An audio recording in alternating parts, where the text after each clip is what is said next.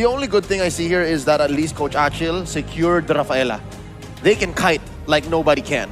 And if they can find good angles with the Paquito or the Cho, could be devastating, but all at the same time, they don't like these big 5v5s. So here's the thing. They can kite, but can you run away from the Aldous? Can you run away from the Matilda?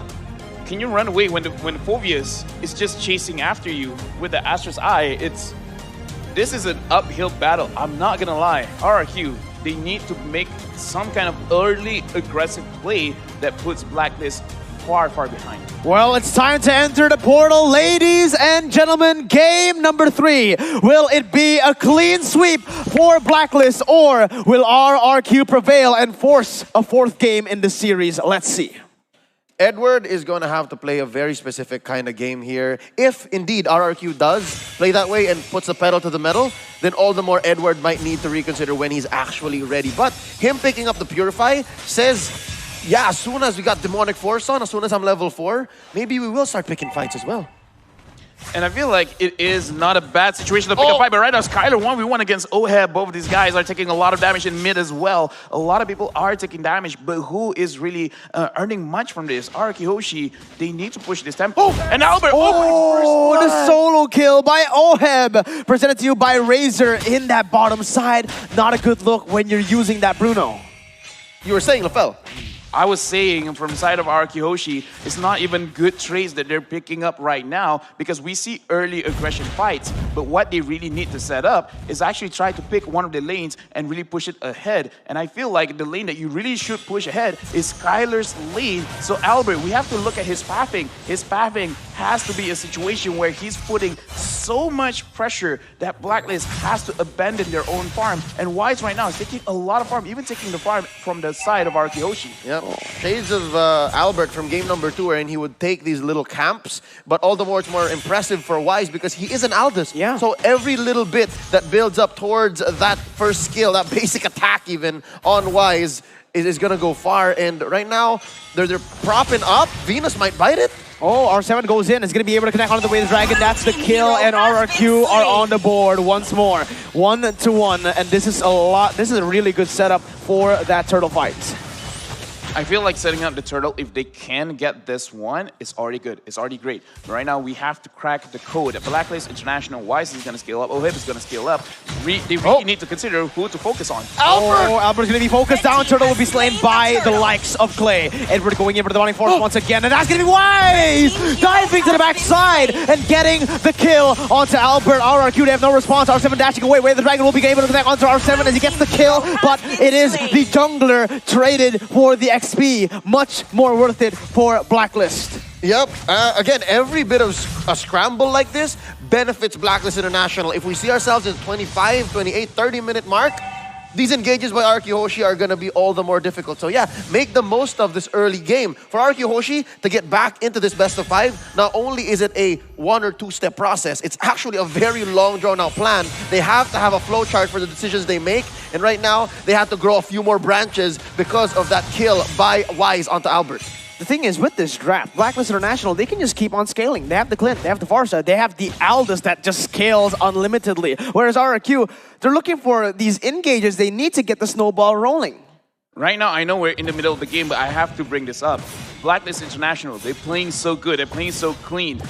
With them playing like this, there is a possibility that M3 might even have like two Filipino teams in the grand finals. This is so crazy. Yeah, RRQ, very good gank right there to the top side. Will secure them a little bit of a kill, but it's going to be Oheb now targeted down. Wave of the World has been used, but Venus is this aggressive. It's going to be the dive all the way. Skylar's still able to dash, but it's going to be Wise picking up the kill now. Vin is going to be targeted. Wise with the double on the Aldous in the 3rd minute. Showing up. RRQ Hoshi starts with a 3-man collapse on top to take down Edward, but Blacks International almost instantly showing them their version of that move exactly. Super well synchronized across the map. They take down 2. The thing is, that was maximum efficiency because all the kills went to Wise, which will make the stack much, much faster. And the thing is, the way that they dive, looking at this, Edward's getting targeted. Oh, Edward's going to get targeted. Demonic Force will buy a little bit more time as RRQ will be able to pick that kill up. It is going to be Oheb bullied as well. So, sure, RRQ, they've lost a few members. They're not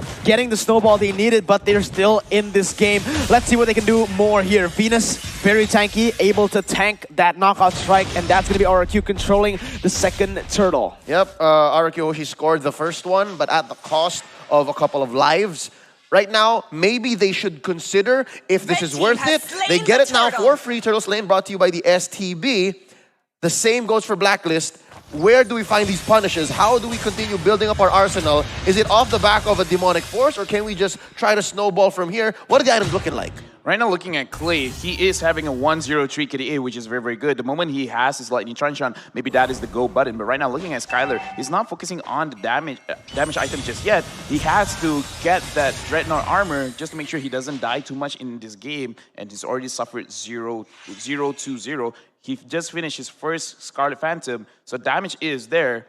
But still, this is an uphill battle. Blacklist International, they have to make some kind of bad engagement for Arkihoshi to really capitalize on. Yeah, you can't really say that enough, man. It is an uphill battle. It is a very, very tough time for RRQ right now. Oh, Skylar is going to be targeted. Let's see. Nope, Wise just goes and uses the ultimate to get some pressure on the map. And look at that top side. Look at Oheb. He's been free-farming this entire time. He was bullied that bottom side. Amazing rotation to the top. The Filipino sniper, it was so well played. But fight mid. Oh my god, Albert Dash is in. Haji's going to be taken down by the way of the world. Now it's going to be RRQ going in for some more. R7 will bring up Wise back to the team. The damage coming in for RRQ. Wise still able to get away. Edward will keep on munching down as Oheb comes through. The demonic force all the way under the turret. Double kill by Oheb as Edward survives. The team fight goes to Blacklist, a 2-for-1. Alexa plays Space Jam. This is what I said, right? Early on, Edward will have to commit and say, it's go time. Didn't even need to use the Purify because it was a counter go, and Arakiyoshi suffered 2 on the way out. Oh man, it's not good. R7 looking for a pick once again, goes for the Jukundo, but onto no one. It's the re-engage, and R7 gets picked up. Oheb picking up a mega kill right now. This is quite a situation for Arakihoshi. They want to fight, but if Edward is there, they have to stop fighting because the more that they try to engage, the more they're hurting themselves. So it's such a weird situation when they see Edward, guys, stop using your skills, just use basic attacks. How do you even do that right now? Demonic Force onto Skylar. Edward just doesn't give anyone respect. And the guiding wind is the reason for that. He can just keep on going for this and disengage at will. Actually, he gives so many people respect because he's answering so many heroes on the side of Arakiyoshi, just like he did in the Game 2 draft. And this turtle is going to be secured easily by Blacklist International on behalf of the STB. Talking about that draft from game number 2, Arakiyoshi, they picked up the Paquito and the Ruby. Now, it's going to be the Paquito and the Cho. That's 2-for-1. He's literally man-to-man guarding 2 dudes. Oh man, this is not looking good for RRQ. Sure, they're able to pick up the turn on the top side, but look at the engage. Wise, he's going in onto the midst of 4, but it's going to be the disengage coming in for the side of Rafaela. A lot of damage has been placed. Venus taken very low, but Albert now, he's caught in the midst of it all. Edward going in, air, Edward, baby! Unstoppable picks up a double kill, and they're looking for more. Another 2-for-0 for Blacklist. The Filipino sniper, he's so quiet here. Suddenly, 8 minutes in, he's sitting at 6-0-2. Not only is he farming turrets or objectives, he's now taking heads. Yeah, right now let's look at the replay, and this is how so difficult for the side of RQ to do anything because look at the engage coming in from Wise, and even though they were starting to target Wise, he's taking so little damage, and the damage coming in from Haji, making so that everyone is low, making it so easy for the side of Oheb. He doesn't even have to think about his own positioning, just go in, use the quick draw, just basic attack, kill off everyone for the side of RRQ, and they, every single time they try to protect Clay or Skylar, then Edward's just gonna be like, yeah, I'm here, deal with me now. Just too much damage, honestly, for the side of Blacklist. Too much sustain as well. And it's that oxymoron of, you have to protect me. Why does your members have to demand protection when you're all a team together? Already, you're losing a battle if you're saying, please protect me. They can't just guard themselves now. They have to be a 5-man unit, and even when they are a 5-man unit, Blacklist can threaten a big team fight. Oh, look at that. They're so good at reading the map too. R7, he looks for these flanks constantly, but he's unable to do anything here. It's just counterintuitive. Everything that you do is wrong. Is wrong because again, if R7 wants to engage on anyone, he has to dash in. When he dashes in, the Phobius knows where he's gonna engage because he just look, oh wait, my passive is being procced. I know where you are, and he can just re-engage.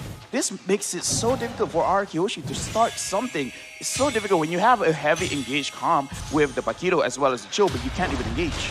Well, let's see what happens here. Feather Airstrike being used, but it's only to zone away the members of RRQ. Blacklist pick up the first Lord of the game in 9 minutes. In the mini-map alone, you can see how RRQ Hoshi are kind of torn between, okay, we'll clear the waves, we'll stick together, but also maybe we need to contest. It's the right call that they made to not even try and check. I saw what R7 was doing. He was zoning out, seeing who else might come in, but the fact that Blacklist has global presence makes it all the more worse. But yeah, again, looking at itemization over here, we have a scaling comp on the side of Blacklist International, but 4.6k gold ahead. And Wise right now just going full defense, but he still deals a lot of damage just because he's been scaling so well. 3 kills onto him, and